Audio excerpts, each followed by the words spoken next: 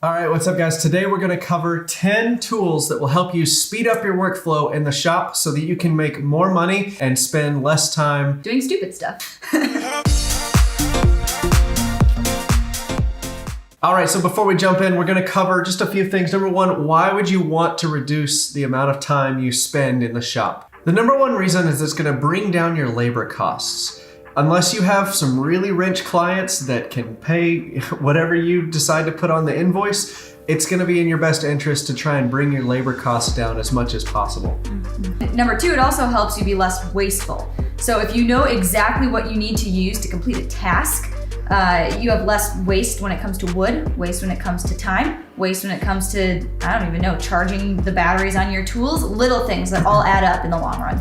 That's what we're gonna get into with the 10 things, is the things that we've most noticed cost us time are not the operations of cutting at the miter saw or ripping stuff at the table saw. It's the little things that you don't really notice. Walking across the shop 3 times to grab your tape measure that you keep leaving on the opposite side of the shop, or you lost your pencil. We're gonna get to that. Yeah, and then lastly, it's just safer. If you have efficient, quick, very safe shop practices, it's gonna minimize the amount of time you spend in front of a power tool or waiting for the next thing to happen, especially if you've got multiple helpers in the shop. You wanna make sure you stay out of each other's way. You're not using too much time in front of a power tool, because the more time you spend in front of a power tool, the higher chance you're more likely to injure yourself or someone around you. So quick and efficient shop practices are gonna go a long way in helping you create more profit as well as be a safer woodworker. Safety police are gonna love this one. All right, and it's really important to know before we get into these product recommendations, no one is sponsoring this video. All of the things you see here we've purchased with our own or our business's money, and they are just what we've found to be the most useful things. So we're gonna jump right in. All right, so coming in at number 10 is this fast cap tape measure. The things we love most about this are it's a lefty-righty tape measure. So if you open it up like this, you've got numbers and all the measurements on both sides of the tape measure. You don't have to flip it around. You don't have to move yourself around to the other side of the table to see what's in inches, what's in centimeters, whatever, because it's on both sides. So this is really nice because I'm right-handed and Davis is left-handed. And then we can both use the same tape measure, and it's really convenient. Also on the front here, you can see this little white circle. This is a spot to jot down measurements. So as you're measuring and you're looking at stuff, usually if you have another piece of paper, like a scrap piece of wood that you write on, that's easy to lose. That's another piece of clutter in your shop. Just write it right here. It also erases. And then on the back of this is a pencil sharpener. And that's always convenient. And then it's got this little clip, clips right to your belt. So that is number 10, super convenient, writing down measurements, lefty-righty. So think about how many times you use a tape measure in one single thing that you're making. It's a lot. And how many times are you spreading it out, turning your head to see the measurement on the other side, forgetting measurements, trying to find something to write them down on. This is just one convenient, I guess, one-stop shop for all of your measurements. All right, coming in at number 9 is just a clock. Super simple. We sit in our shop. Be safe while looking at this. Don't be, in the middle of something, using blades, saws, whatever, and then look up at your clock. Be safe about it. But the main reason we have one of these is sometimes you don't realize how much time you're spending on one set thing. I get it. We're all passionate about woodworking. We could stay in the shop and do this for hours on end. But that ends up being wasteful sometimes. If you're doing a project for profit, if you're doing it for a customer, if you're spending 4 hours on it and not even realizing it, again, that's what we talked about previously, your labor costs. You are putting labor costs up. So that's why you use this a lot of times. If you're looking at this and you're realizing you're just having a slow day, maybe it's just taking you forever to do something you usually do pretty fast. Sometimes that can be a sign of, hey, maybe it's time to leave the shop. Maybe you need to do something else productive today because you're spending a little bit too much time on one part of your project for a customer. Maybe you need to go inside, work on your QuickBooks, design some logos, spend time with your family. Maybe it's just a family day. Just pay attention to that, and a simple clock, super easy. So that's number 9 for us. All right, so number 8 on our list is a mechanical pencil. Seems super simple, but a mechanical pencil. Put them everywhere. We say mechanical pencil because when the lead breaks, 2 clicks, instantly you have more lead. You're not wasting time sharpening pencils. You're not wasting time looking for a sharpener. It's instant. Lead breaks, you have more. And we say put them everywhere because how many times have you left it on one side of the shop and you're on the other side saying, where's my pencil? Sometimes that's a good minute wasted looking for the one pencil you have in your shop. Buy a box, dump them out, throw them on each of your tables in the shop, and then you'll never forget your pencil. So definitely number 8 for us. All right, coming in at number 7, we have Google SketchUp. This tool takes a long time to learn. It does. Jay Bates has a wonderful series of tutorials on how to learn to do Google SketchUp, but I promise you, if you invest the time up front, it will save you so much time on the back end, especially when you're trying to pitch deals to clients, when you're trying to like rework the joinery on something, when you're doing, when you're thinking about making a new product. It's so handy to have Google SketchUp as a tool in your tool bag to just be able to whip it out and think through everything, because by the time that you build it in Google SketchUp, if you've done your job, you know exactly what joinery methods you're going to use. You know exactly how much material to buy. You're not going to waste any material. You're not going to spend all the time poring over your notes and pieces of paper to, oh, how much waste am I going to have here? Oh, shoot, I didn't buy enough plywood. You know exactly how much that you're going to use when you go to the store and buy it. So that's why we think it's super important to save you time just to learn how to use Google SketchUp, get proficient at it, and then after that, that's just another tool in your back pocket you can use. What we found works best for us, just learning Google SketchUp, model things that you've already built. Do your workbench, do your assembly table, do your drill press stand, whatever it is in your shop that you know how it goes together. Take some quick measurements and then build it in Google SketchUp. And that's going to be the quickest way to learn. That way, when you're imagining a new part, you're not trying to learn the program at the same time. You're not working both muscles, you're only working one creative muscle. All right, number 6 is an efficient shop layout. It's not really a tool, but it kind of is in a way. You want to spend a lot of focus and energy on making sure that your shop layout is in such a way that the natural progression of your project moves through the shop from one side to the other. That limits the amount of times you walk back and forth across your shop, because that adds up to be a lot of time. We even have our shop laid out in Google SketchUp so that if we're thinking about moving something around or adding a new benchtop tool, we can go ahead and lay out the shop in SketchUp and we know exactly the flow of projects through our shop. It takes a little bit of planning, but it will save you a ton of time on the back end. All right, so number 5 for us is a dust collector. For a while, we didn't have a dust collector. We would just do the small ones that came with tools, like the one that's on the back of an orbital sander or something like that. Otherwise, we just didn't have any. There was dust everywhere. It was constantly a mess, sweeping probably twice a week in our shop, like full on moving stuff, sweeping, opening the garage, brushing it all out.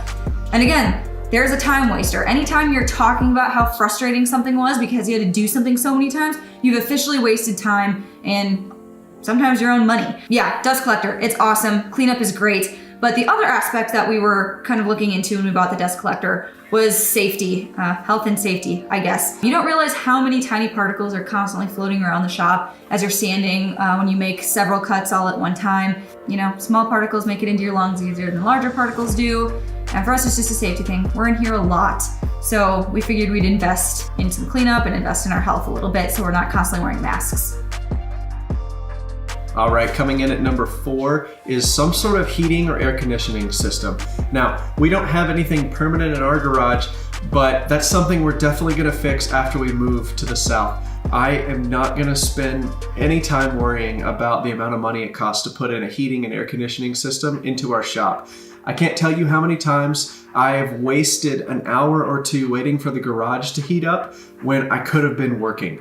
So whether it's hot or cold in your climate, if you are not working in the workshop because of the temperature in the workshop, you need to fix that. If you're a business, if you're making money, you should be focused on how much money is going into the business, not how much money you're spending. So make a few more sales, get some money, pay a heating and air conditioning person to put a mini split or some type of system in your garage, because I have personally wasted so many hours of my limited amount of time I have for the shop in waiting for the garage to heat up to where I could work on things without my fingers sticking to the metal because it was so cold. We also have a dehumidifier. Another thing that took a long time for us was once we got the shop heated up, it also raised the humidity in the shop because of all the ice and stuff in the concrete. And so a dehumidifier really went a long way into helping glue dry faster, finish dry faster, even after we had heated up the shop. So you may want to look into that option as well, especially if you use a swamp cooler as your AC option. I know a lot of people use those in drier climates. Those are great, but just keep in mind too, that's going to keep your finish and glue from drying as well. So you may want to look into a dehumidifier. I was gonna make a joke about how you can never have too many clamps, but even that joke is overused. Ha ha! We're gonna move on. You're so funny.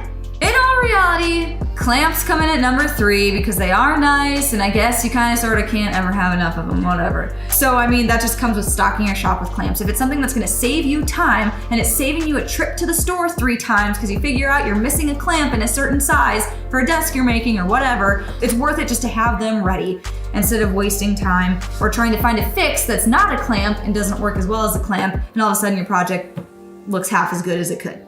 So another thing we found out too is that if you are adjusting your project workflow or the workflow of your shop around how many clamps you have, go buy more clamps because you're sacrificing the quality of your build. And we learned that at the beginning. I can almost remember the exact project we were doing where we were like, oh, we don't have that many clamps, so we're only gonna be able to get 1 glue up done tonight. And we just looked at each other like, how ridiculous is that we're sacrificing productivity on a project for a client who's paying us because we only have 3 out of the 5 clamps we need. So, all that being said, go buy yourself some clamps and make your projects look nice. Another, not really a tool, but still a tool, is your shop organization. I'm not a huge fan of all these like super fancy and expensive tool organization systems, but what I am a fan of is anything that gives you first order retrieval of your tools. Something like a tool wall. You don't need that super expensive, what is that, wall control stuff is the brand of whatever it is. They're giving away a lot of stuff to other makers.